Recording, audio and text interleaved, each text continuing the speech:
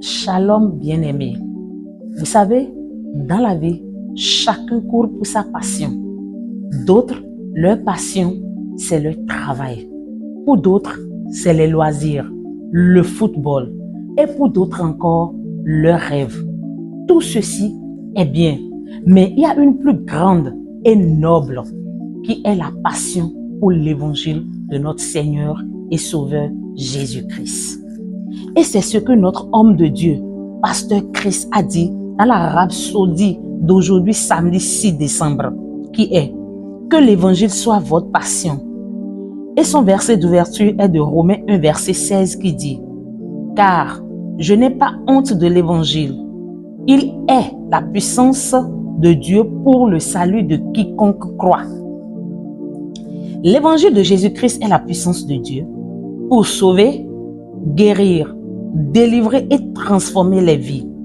C'est pourquoi c'est un message que vous devez comprendre, vivre et pour lequel vous brûlez de passion, de le partager avec les autres, d'autant plus que la venue du Seigneur est plus proche que jamais.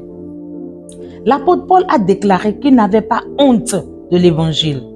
Cette déclaration venait d'une conviction profonde et d'un engagement inébranlable.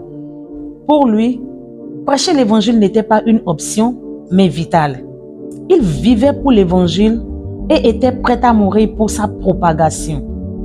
Lisez ces paroles inspirantes et émouvantes dans Actes 20, versets 22 à 27.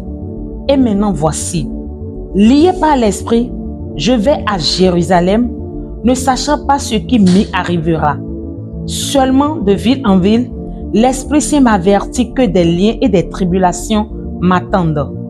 Mais si je ne fais pour moi même aucun cas de ma vie, comme si elle m'était précieuse, pourvu que j'accomplisse ma course avec joie, et le ministère que j'ai reçu du Seigneur Jésus, d'annoncer la bonne nouvelle de la grâce de Dieu.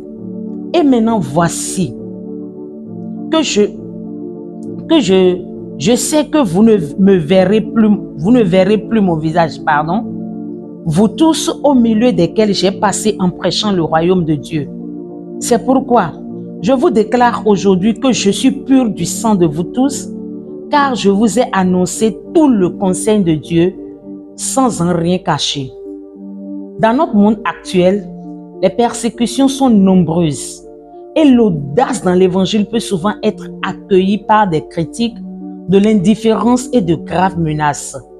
Mais vous devez vous élever au-dessus de cela. Ne laissez pas la peur du rejet ou de la mort vous réduire en silence. Ne laissez pas le confort vous rendre complaisant. Le monde a besoin de Jésus. Et le même évangile qui a changé votre vie est le seul espoir. Alléluia. Laissez l'évangile dominer vos pensées, vos paroles et vos aspirations.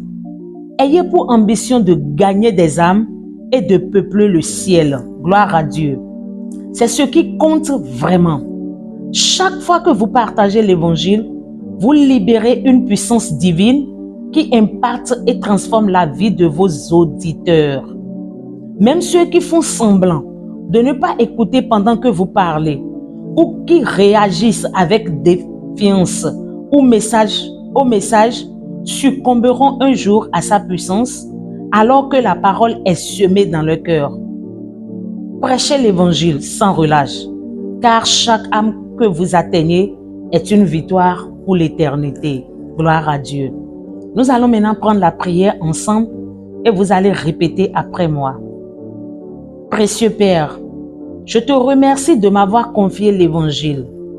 Merci pour l'audace et la passion de prêcher l'évangile dans la puissance et la domination de l'Esprit.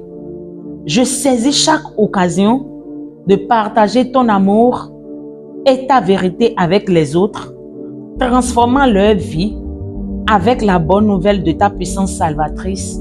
Au nom de Jésus, Amen. Et pour une étude approfondie, nous allons lire Marc 16, verset 15, 2 Timothée 4, verset 2, 1 Corinthiens 9, verset 16. Merci beaucoup pour votre attention et que Dieu vous bénisse.